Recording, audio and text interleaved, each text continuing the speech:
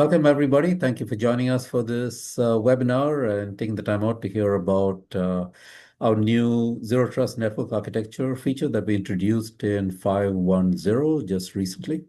And so I believe everyone has been updated to 5.10. So really, this is available across the board, but we thought we would spend some time talking about it and explaining uh, what can be done with it, how it works, and why it even exists. So, Ryan here is our cybersecurity expert in-house, and he has a PhD in cybersecurity. So I guess he is eminently qualified to discuss why people should be interested in zero trust network architectures. So I will turn it over first to Ryan for basically just an introduction to ZTNA. And then after that, he'll turn it back to me for an explanation of how we implemented it, what we used in the implementation, and what it can do. So, and then we'll pass it back to Briar for questions or any closing things. Okay, so I will pass this on the baton to Ryan. Ryan, take it away. And you're on mute, by the way. Oh, Yeah, now you're not. yeah. Thanks, Tom. Uh, cool. Let me know if there's any audio issues like echo or anything, but yeah. So Next uh slide, Briar. Just keep saying next slide as we progress. oh yes.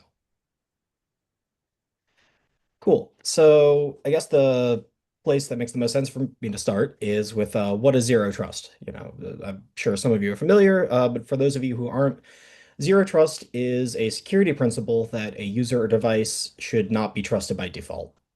So that means not trusting devices connected on connections coming into your network from external sources, or connections coming to your network from a secure network segment, or connections coming in from devices owned by trusted users, right? Just because any of those things, are true, those should all be treated with the same level of trust by default, which is none. So kind of the next logical question is, well, if you don't trust anyone, how do you do anything? Um, so for that, you're going to need one or more sources of truth. So that often means looking for multi-factor authentication, so trusting an identity provider or IDP uh, to be able to verify the identity of a user. So if someone tries to log in, you rely on this identity provider to say, yes, this person is in fact who they say they are. Um, so that handles one aspect of it. That means that the person trying to make the connection should be authorized to connect into what they're talking about or to what they're trying to get. The next thing that you need is some contextual factors. So that could be, device information. So are they running an operating system with all the like latest patches? Are antivirus or other like security software that you expect to be running on the device running. So it's the person says who they say is who they say they are, and also the device is trustworthy, and you can make some assumptions that it hasn't been compromised in any way.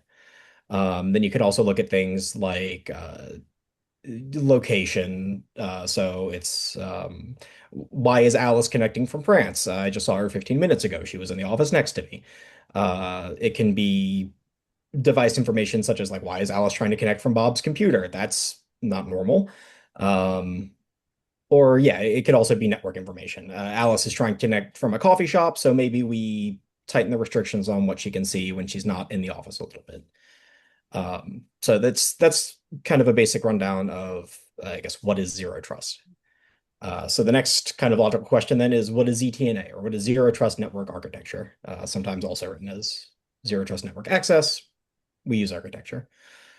So that means building your network. Oh, sorry, I should have said next. Okay, yeah, good. Thank you. Um, that means building your network with zero trust principles as a foundation. So you incorporate technology that you can use to establish trust. So that's using an IDP, like I was saying earlier, as a way to confirm identity. That's collecting information about devices that are being used to connect into your network. So it can be security information, ownership information, things like that. Um, a lot of data collection here is collecting information about the time and location of a connection. Like I said, a connection in from somebody that, they would have needed to like break the sound barrier or something to get to that location is maybe a little bit suspect, or connecting it at weird times. That's, Bob doesn't usually connect into the office at 4 a.m. That's strange. Um, and then yeah, collecting information about the network that they're connecting in from. ZTNA also lets you section off resources uh, into logical segments. So not just VLANs, right? We're not just saying like, okay, this is the part of the network that all the employees can touch, and this is the part of the network that the boss can touch.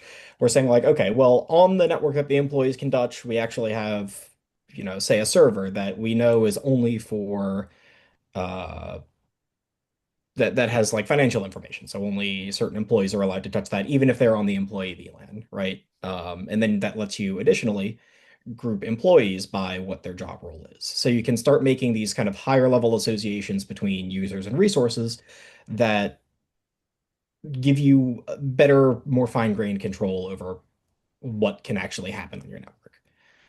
And then additionally, you layer other security solutions on top of this. So encrypted communications, so more similar to like your standard VPN solutions.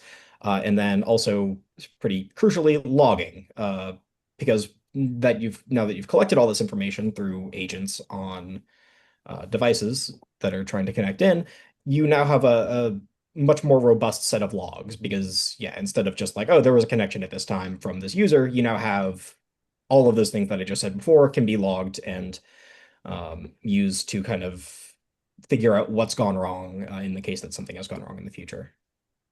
Next slide, please. Okay. So what are the benefits of ZTNA? As I've said, security is the foundation of your network. So this allows your users to be able to connect securely from anywhere. The level of access they might have might depend. That doesn't mean just like completely opening up access to your network from anywhere, but it allows it to happen securely. And then it also blocks attackers from gaining a foothold in your network. So if a device is compromised or a password is stolen, uh, ZTNA offers additional assurances that like even somebody in a sensitive part of your network, if they're not going to be passing those other posture checks that we've talked about, are going to have a harder time doing whatever they're trying to do. Um, so yeah, better security for your network. Uh, Another benefit is from a user experience kind of level and from a managing kind of level, connecting your devices to a network is streamlined. So this will kind of replace your traditional VPN solutions. Um, and it basically functions as an always on connected by default VPN that doesn't require additional sign in beyond what your employees are already going to be used to through their IDP solution. And it's easily deployed on endpoints. The agents can be deployed very painlessly. And then lastly is the thing that I maybe jumped a little bit ahead on the last slide talking about, but segmenting your network access logically, so by resource type and by users. So next slide. All right, so I just want to walk through kind of an example scenario really quick. So I've constructed this to the best of my ability. If anybody has more specific experiences with medical offices and something doesn't look right here, so yeah, the example scenario here is a medical office with a satellite clinic. So your needs are remote access. Doctors need to be able to access patient records while they're at home. Your kind of user roles are going to be doctors, front desk staff, financial personnel, and I believe I have management as well in the scenario.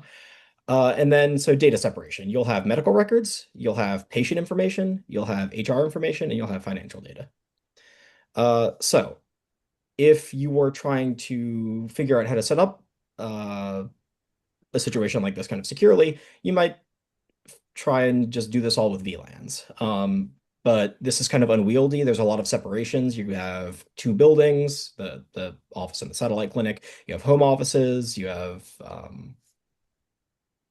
additionally all of these different types of records that you're going to want to keep segmented. So trying to just use VLANs is maybe not going to be the way to go. but you could use ZTNA to make IDs and group resources together, and then your agents will handle the ZTNA agents are going to handle automatically managing and enforcing those separations. So the benefits are going to be that the setup is simple. This will reduce security and privacy holes. It will be easy to demonstrate compliance under, in this case, I guess it would be HIPAA. And then you can secure remote access from the home or from the clinic, or from the office to resources that are maybe set up at the clinic. And then this will additionally reduce employee hassle, and you lose less time to trying to configure or reconfigure things when stuff breaks. Next slide. Okay, awesome. And yeah, so this is just a little graphic to kind of show what types of segmentations you might do. So on our first little blob here, we've got medical records. So we say, okay, doctors at home can access medical records. Doctors in the office can access medical records.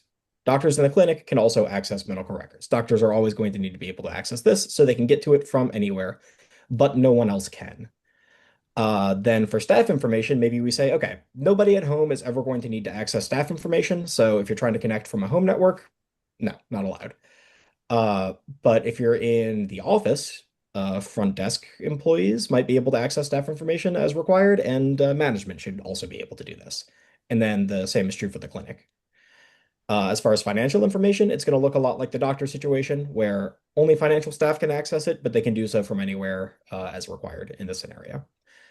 And then lastly, patient information, we see we can kind of like mix and match. Maybe doctors can get to it from anywhere because that's going to be more necessary for the job, but front desk staff might only be needing to do this while they're in the office, so they can only access from the office or the clinic. Yeah. And I think that is the end of my portion of this, so I will pass back to Tom. Very good. I have the baton. Okay, so Ryan has given you an introduction to these are what industry commonly views as being standard ZTNA functions. Now I'll talk about specifically the ZTNA features that are built into our product.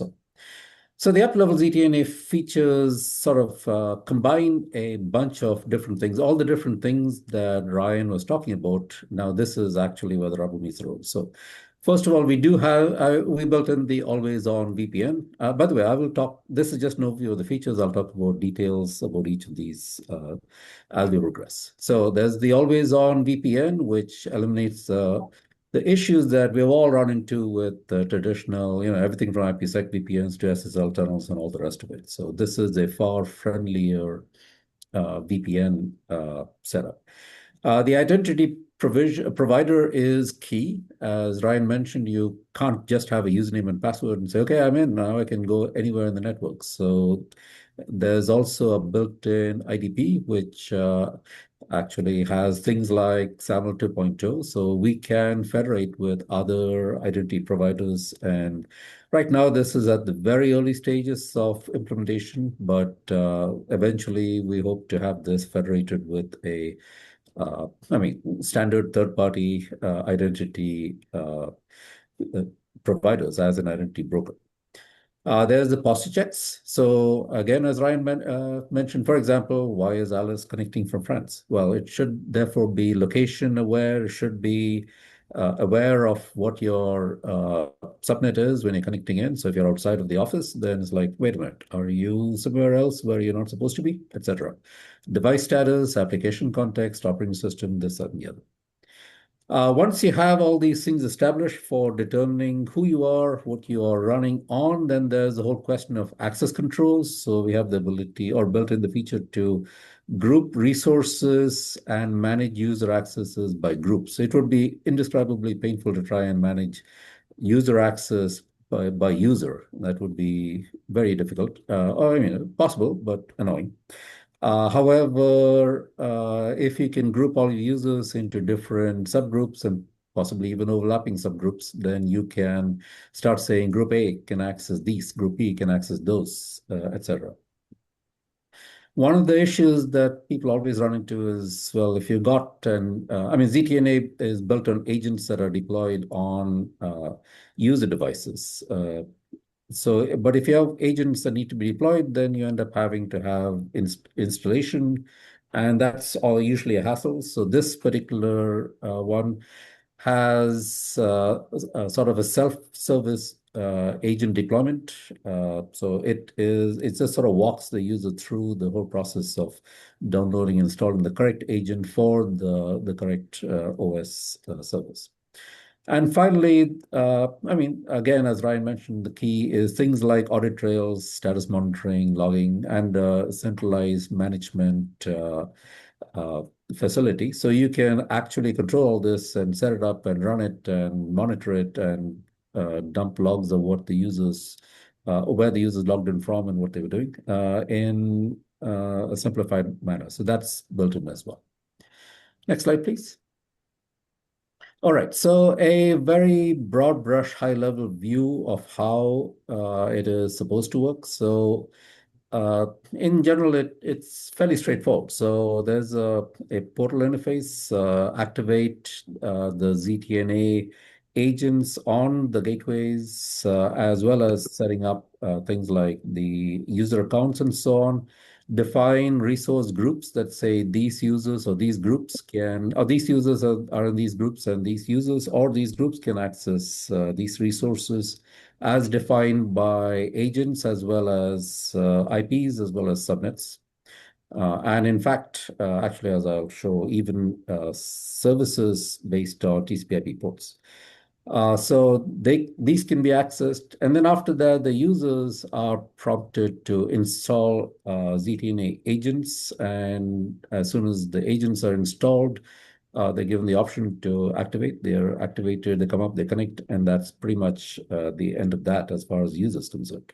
Then it becomes an always-on VPN connection, which is then controlled by the MSP. And so the connections are persistent and will reestablish after I mean, if there's an internet outage, for example, so then comes back up. And finally, there's a cloud management chunk of this, which mediates tunnels across the internet and even within the LAN, if you should so choose to do things like inter-VLAN tunnels, the management VM will then control, enforce all this stuff, make sure that there's a rendezvous point for the agents to connect to, and then send instructions to agents as to, yep, in order to connect here, you need to go here and connect this way, and here's your connection information and connection statement, all that kind of stuff. So the most of the heavy lifting is done by the cloud management server, and basically from the user's point of view, it becomes like an always-on VPN that controls what they can access. And from the partner's point of view, they set it up, and then after that, they look at the logs and start controlling which users can access what. Next slide, please. All right. So we built this on a number of different underlying technologies. So one of the key aspects of this particular ZTNA implementation is WireGuard. WireGuard is sort of I think I refer to it as the VPN the world has been waiting for. It's everything that all the VPNs have to deal with before is not. So it uses very highly secure PKC, but it has very fast stream ciphers and is extremely lightweight. That's actually the amazing part about it. I installed it on my phone and I don't even notice it. It just comes up, connects, and we are done. And then we need, of course, you need an identity provider. For this, we chose Citadel. It has SAML 2.0, single sign-on, integrations with all kinds of different other identity sources. And so it has the whole nine yards. We use Netbird for full mesh tunnel management. The way ZTNA works is that rather than having some sort of a single point tunnel connection or a hub or something like that, it actually builds. It is so lightweight that it can actually afford to build an entire mesh of tunnels between all the different agents. And that is one of the beauties of WireGuard, is that the tunnel is extraordinarily lightweight. So you can basically build tunnels from point A to B, C, D, E, F, and all the way, and not have the overhead that you'd associate with, say, a full mesh of IPsec tunnels. So the full mesh tunnel management automatically builds and maintains tunnels and then controls access based on fine-grained policies as well as posture checks. In order to do the tunnel mediation, we stand up a dedicated cloud server for each customer, which simplifies things like identity management. We no longer have to worry about, oh, well, this user's identity somehow leaked into that customer setup and all that. And of course, there's a self-install agent, which supports basically Windows, Linux, macOS, iOS, Android. I do believe it even loads up on Docker partitions. So it pretty much does all of that stuff. Next slide, please. All right. So in terms of what you can do once the ZTNA agents are installed, the tunnels are up, and user accounts are created, and all the MFA stuff is, MFA enforcement is activated, and everything else is. You can do things like set up fine-grained policy controls. So you could say user A is only allowed access to this particular server on this on the LAN, regardless of the fact that the user A actually has a VPN connection to the LAN. The user A cannot actually touch anything else in the LAN. You can even limit access to specific services defined by port number on the target devices. So if user A can only see RDP and not actually get to like HTTP, then you can say you get to RDP. You can limit directions so that basically you can't reverse infect all the users of a VPN if something went south on the server. And you can limit by source subnets, target subnets, etc. So basically, you can put in a fair number of policy controls that say we are going to segment off, or we're going to actually impose some policies that prevent everybody from being able to access everything. So just having a VPN connection into a VLAN is not going to be sufficient. We also set up the ability to create groups. So you can place peer nodes into logical groups. So basically, you can say agents A, B, C, and D are in one group. And so they are now representing, say, the accounting group. And one of those agents happens to be the accounting server. So now all accountants only see the accounting server and nobody else can. And so on. You can actually associate policies with posture checks. Next slide, please.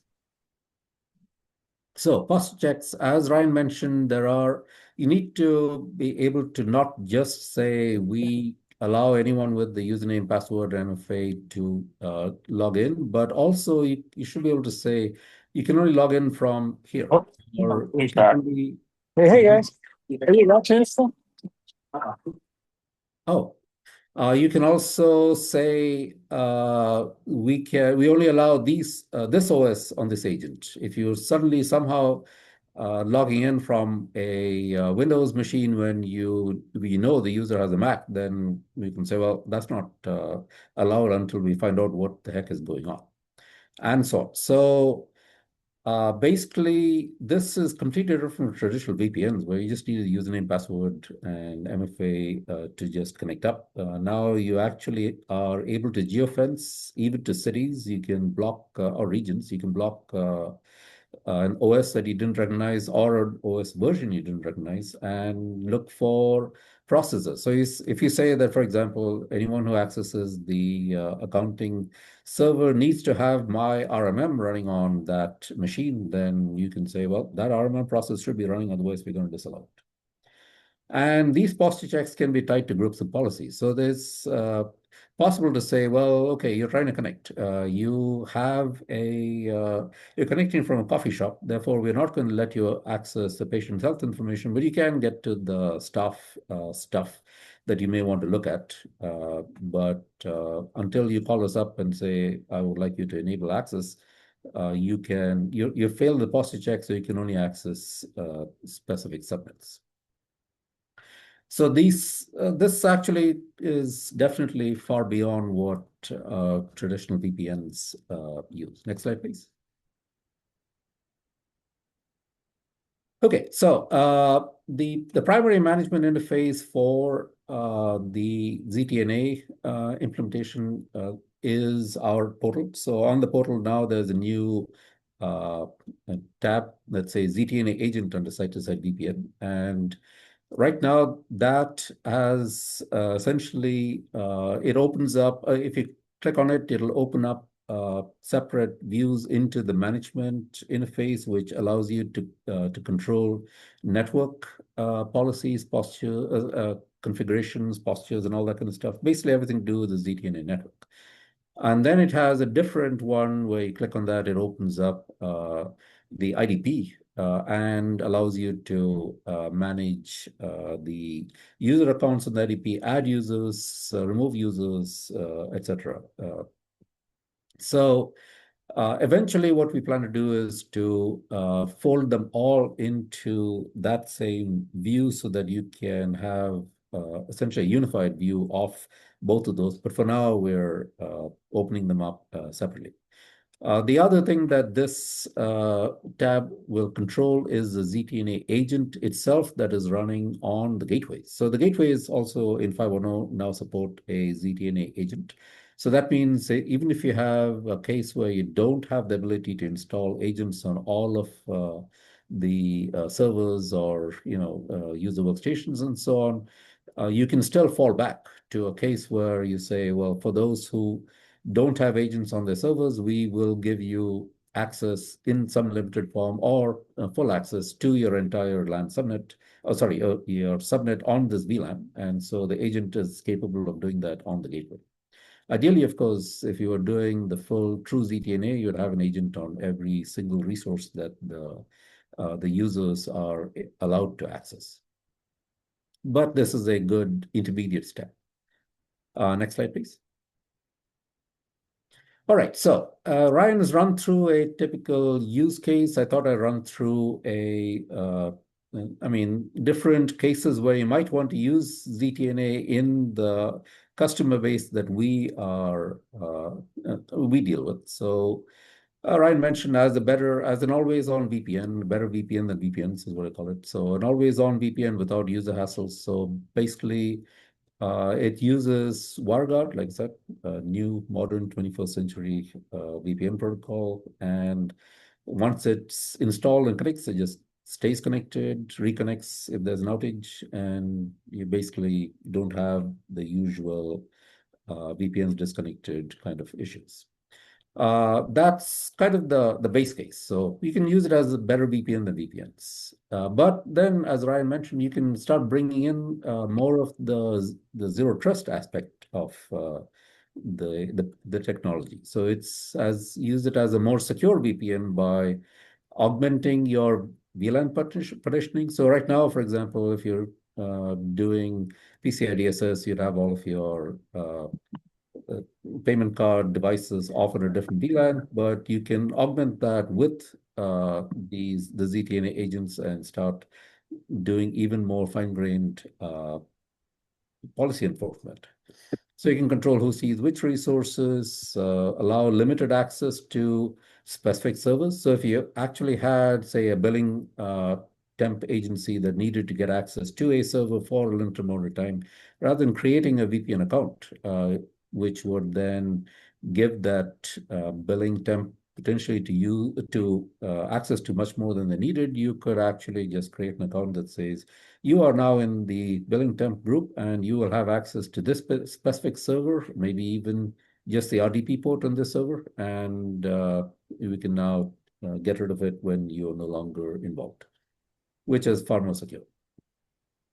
And then finally, you could use it as a full-up, zero trust network system, the way people are advocating in the industry. So WireGuard is actually sufficiently low overhead and fast and lightweight that you could even impose policies within the LAN. So if you had employees that were on VLAN A that needed temporary access or even permanent access to a server on VLAN B, you could actually set up that policy right there from the ZTNA dashboard, and it would allow employees access to a server across VLAN, across offices, etc. So next slide, please. All right, so the ZTNA functionality has been built into the 5.10 release. We're still definitely building on it, but all the basic stuff is in there: IDP, the WireGuard tunnels, the network mesh management, and policies and on all that. So it provides we think it provides a better way to do secure remote access and provides a better way to control access to resources. So, I guess you could summarize it as a better VPN than VPNs. But it is definitely a platform we plan to build on. We just introduced it. So there's lots of stuff that we have in mind for it. And so I guess as a teaser, we'll be having a webinar in a couple of months about something we have been dreaming up called hybrid SASE. So stay tuned for that. But we are most certainly going to start building more and more cybersecurity stuff on this. Okay, with that, I guess I am done. I will turn it back to Briar for questions.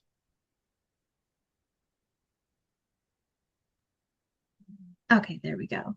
Alrighty, so I'll open up to any questions if you guys had anything. If not, I did pull a couple of things I've received recently from our Facebook group. Let's see. Actually, John Bales just asked a question. He says, any plans on creating a virtual firewall? Yes, we've looked into that. As near as we could tell, that would be a firewall in the cloud. The definition of virtual firewall, I guess, changes or is different based on the vendor you're talking to. For us, it would be a situation like, for example, the one that, Citricom, for instance, has one definition, which is they actually have an on-premises piece of hardware, which will then tunnel all the traffic up to a firewall in the cloud, which tends to be a little problematic when you have a relatively low bandwidth internet link that your customer has, because then you occupy the internet link entirely by stuff that goes up to the cloud. So really, actually, what's happening is the inside, that piece of hardware appliance actually has as much power as one of our gateways and does a lot of the firewall functions. And then what's done in the cloud is management. It's not very different from what we have. But there are people like Palo Alto and so on who have real live virtual firewalls in the cloud. We're looking at that as we get more into cybersecurity. Right now, I think it's in the stage of being considered, but we're still building use cases for that where it will make sense. Hopefully that answers the question. I understand it's not a definite answer, but beyond, it's a definite maybe. And yeah, we are looking at it. So Sebastian said, can you talk a little bit about how this is going to be billed and the cost per site per user or something else? Interesting. This is, we talk about dollars, at which point I immediately say, Corey. I saw that one coming. I turned my camera on. Good question. Thank you. So yes, the approximate cost on it without opening up the pricer is it's roughly twice the cost of traditional VPN for us. It is just an on or off. We have added what we call a light version to both this product, the ZTNA product, as well as our AD Lite. So for customers that have less than 15 users, then we do have a light version. So I'd be happy to go through that with you in greater detail. But hopefully that answers your question, Sebastian. I think I should also emphasize that in keeping with our model that we don't charge on a per seat for anything, unlike other ZTNA vendors that seem to charge on a per seat, this is flat rate. And one more point, when I mentioned light version, there's no limitations to the product. It's the exact same product. It's just intended for a way for smaller users to be able to access these products. I think Sebastian had a question, and I think John and Frank also had observations to make on the firewall in the cloud. So Sebastian asked if we have any client-facing marketing material yet. That's a question for Briar. So it is something that's in the process. Tom and Ryan have given me the data sheets, and right now I'm just formatting them to make them look pretty. So I'd say by the end of this week, we could send you something.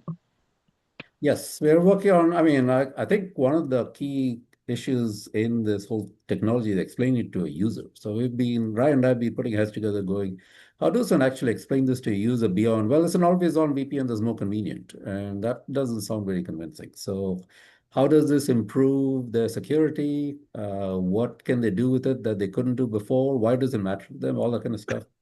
We're trying to get that so that our partners can explain to their customers. Right. No, it's definitely geared towards the end user. He said Yes. hopefully it'll be marketing material that sells the end user and not just the MSP, which is a very valid point. So one really interesting question I did see on Facebook was, how does it work if my business has no physical office? That's a good question. Ryan, would you like to take that, or would you like me to take that? I guess I've not said anything for a bit, so I'll go. And if I wander too far afield, you can shepherd me back towards truth. Yeah, so if you don't have a physical office, I think it's still fine as long as you've got the up-level gateway somewhere that kind of serves as the hub for this, the connection to the ZTNA server that we've got hosted in the cloud. So your agents will still be able to connect through, even if there's not like a physical office location. Actually, I could probably clarify that even more. There is no real need for a gateway as such. The only thing that the gateway does for you in the ZTNA context is it gives you a peering agent that will let you let your users access LAN segments if you have no agents installed on the servers. But let's take a case where you have an accounting firm that has no physical office. Accountants are all working from home. If you installed an agent on each one of their workstations at home, they install the agent on each one of the workstations. It is self-installed. Then at that point, you can determine which workstations can see which other resources. And for example, if you stood up for them a QuickBooks server in the cloud, you could put up an agent on that QuickBooks server in the cloud, and at that point, you can control who gets to see the QuickBooks server in the cloud. So it is possible to work to have this work in a non-up level setup with the ZTNA features that we have. However, we're pretty much tied to gateways, so I would expect that for the longest time it will be around the gateways. So I think Sebastian had a point on that, and then there's been a couple of other questions. So he said that he hates to bring a competitor's name up, but just trying to figure out if it's similar solution. Is this similar to Citricom's Control One? It is similar, yes. I think the inspiration we took more from, well, okay, I guess we didn't take very much. It is similar, yes, that is correct. We work with Citricom in many ways, and we also compete with Citricom in other ways. So I guess we know them well, they know us well. It is similar. So another one from Facebook says, what are the max number of endpoints? Actually, that's a very interesting question. We haven't been able to stress WireGuard to the point where it actually fell over. So it seems like the WireGuard totals, the max of endpoints, as you can imagine, is dictated not by the server in the cloud, which acts only as a rendezvous point, but by the number of WireGuard mesh tunnels between the stuff. And we were pleasantly surprised to discover the WireGuard basically stores tunnels not as as security association context, but as just connection states. And it's a database entry. It's like, what? We can have an enormous amount of database entries before the thing actually falls over. So we haven't gotten to the point where we've been able to make that mesh fall over. I'm sure there's a point, but it does not appear to be an issue for the numbers of employees that we're talking about. Alrighty. And then I just pulled one more earlier. So it says, does ZTNA use agent and is there a lot of overhead? Right. That was a question that we had was just how they say lightweight. Well, just how lightweight is the agent primarily is in the business of uh, managing the WireGuard endpoint. So that's really all it does, and it's very small. So we were wondering what the amount of overhead it was. So we basically just ran ahead and installed it in everyone's phones, laptops, or whatever. And I can honestly say that I have an agent that's been running on my laptop for what, probably 6 months, 7 months. I haven't even noticed it. It just sort of does this thing in the background. I have an agent running on my phone. I haven't noticed that either. So again, these are all empirical data points, but no, the agent seems to be extremely lightweight and doesn't interfere with anything that I've been able to do. Frank did mention that always on VPN is a pretty compelling sell, and I agree with that, having fought with all kinds of different VPNs. I'm happy to say that WireGuard is the one VPN I've not fought with. IPsec just drives me bananas. John Myers said, I use NetBird and my Windows agent idles at 0% CPU and Ah, 58 megabytes of RAM. yep. Basically, that's same with mine. So consistent with that. So yes, that was one reason why we picked that as the underlying mesh management technology. It was, hey, it's tiny. All right, do we have any other questions? Actually, John Bales mentioned that using a virtual firewall for hosting services would be an interesting one. And that, in fact, is the exact context in which we're looking at it. So we do see more and more of our end customers moving to having at least some of their own managed virtual services in the cloud. So even though you can get cloud services, QuickBooks Online, they also seem to want to have various kinds of application servers, line of business servers in the cloud. And then they're like, well, okay, there's all this stuff in the office which you can protect with firewalls, but we now stood up a virtual data center and we have no idea what we can do to protect that. And it's a completely different firewall domain. So what have you got for us? So yes, that is what is driving our internal conversation. So Frank has a very good question as well. He said, still confused about the need or lack of a need of a gateway. I use Citricom and Total, but there is a difference between each, trying to understand the architecture between those and Uplevel, because he would rather use Uplevel. Citricom has a gateway and Total does now, or does not. Right. I think we sort of use or view Citricom and Total as two different kinds of vendors. Total really is in the business of the SOC and the SIEM and all that kind of stuff, and they have this the ZTNA stuff as part of their overall overarching SASE strategy. Whereas Citricom comes from the bottom up and started out with cloud managed firewall and then moved on to offering ZTNA as part of the cybersecurity strategy. So in a sense, they're sort of approaching each other. But in terms of Uplevel, I would say we are far closer to the Citricom model at the moment because we're, again, just like Citricom, we're coming up from, we have the physical firewall plus a cloud managed component, and we're now moving up into the ZTNA space. Whereas we are not starting from a SIMSOC SASE and moving down into the firewall space, so to speak. Again, the issue is that the cybersecurity space is getting indescribably muddy these days, and it's really hard to tell who's different from what and whose definition of ZTNA is what. And so, to a certain extent, half of our work has been in trying to figure out what is ZTNA, what does it mean to our end customers.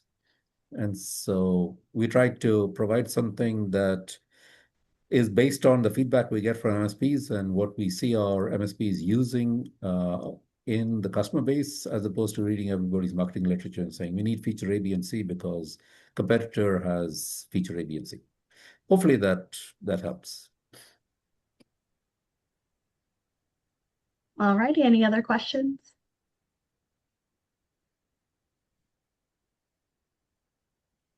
Cool.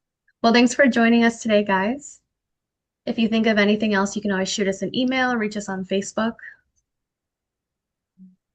And then Right. I'll also be putting this recording on our YouTube as well, in case you want to go back to reference anything. And as Sebastian mentioned, we'll also be creating those marketing materials, which Briar is making pretty. So as opposed to the usual stuff that Ryan and I would have put out, which would be large volumes of text. Oh, there is a question. So Thomas said, do you offer trials or internal testing? Well, yeah, I think pretty much everything that we have in terms of software applications, features, functions is completely free to our partners. So if you've got, and if you want to test it, just call us up, we'll set it up. And right now for those data and solution sheets, I believe I have 2 out of the 3 completed. So I'd say by tomorrow I could have those done and send those Yeah, over to you. probably want to take a few passes over it. Yes. All righty. Well, thank you so much for joining us today, guys. All right. Thanks, everybody, for the attention and listening to us. Have a great day. Bye, all. Bye.